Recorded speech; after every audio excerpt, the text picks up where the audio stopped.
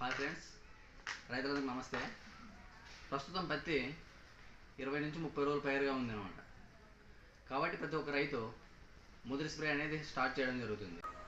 కామన్గా ప్రతి ఒక్క రైతు ముదిరి స్ప్రే అనేది మోనోక్రోటోఫాస్ 30% SL, ఆస్పేట్ 75% SP అనేది స్ప్రే చేయడం జరుగుతుంది. మన చేనులో ఎటువంటి ప్రాబ్లం లేనట్లయితే ఈ మందు స్ప్రే చేయడం వల్ల బాగుంటుంది. కానీ 20 నుంచి 30 రోజుల పైరుకి అక్కడక్కడ పచ్చదోమ అనేది అటాక్ అవ్వడం జరుగుతుంది. ఈ పచ్చదోమ అటాక్ అవ్వడం వల్ల ఆకు వెనకాల తెల్లగా అవుతుంది అనమాట. కాబట్టి మోనోక్రోటోఫాస్తో పాటు ఆస్పేట్కు బదులుగా ల్యాన్సర్ గోల్డ్ అనే మందు స్ప్రే చేయడం వల్ల ఈ పచ్చదోమ అనేది క్లియర్ అయ్యి చేను నీట్గా అవుతుంది అనమాట. ల్యాన్సర్ గోల్డ్లో ఆస్పేట్ 50%తో పాటు ఇమిడాక్లోప్రైడ్ 80% SP అనేది ఉంటుంది. కాబట్టి మొక్కల మీద ఎటువంటి పచ్చదోమనే చిన్న పైరు కాబట్టి క్లియర్ అవుతుంది. లేదు మనకి బెట్ట పరిస్థితులు ఉన్నాయి, బెట్ట పరిస్థితుల టైంలో నల్ల జిగి, తెల్ల జిగి, పేను బంక అనేది అటాక్ అవ్వడం జరుగుతుంది మన చేనుల్లో.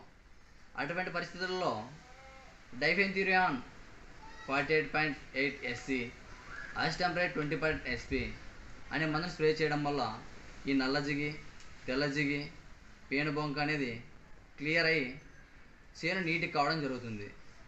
లేదు ఇంకాస్త బెటర్గా మనకు కావాలనుకున్నట్లయితే ఇప్పుడు ఒకటి మందు టాల్ఫెన్ పైరాయిడ్ 15% SP EC, అది దాంతోపాటు ఆస్టంప్రైడ్ 20% SP అనే మందును స్ప్రే చేయడం వల్ల కూడా ఈ నల్ల జిగి, తెల్ల జిగి, పేను బంకుతో క్లియర్ అయ్యి చేను నీట్గా రావడం జరుగుతుంది.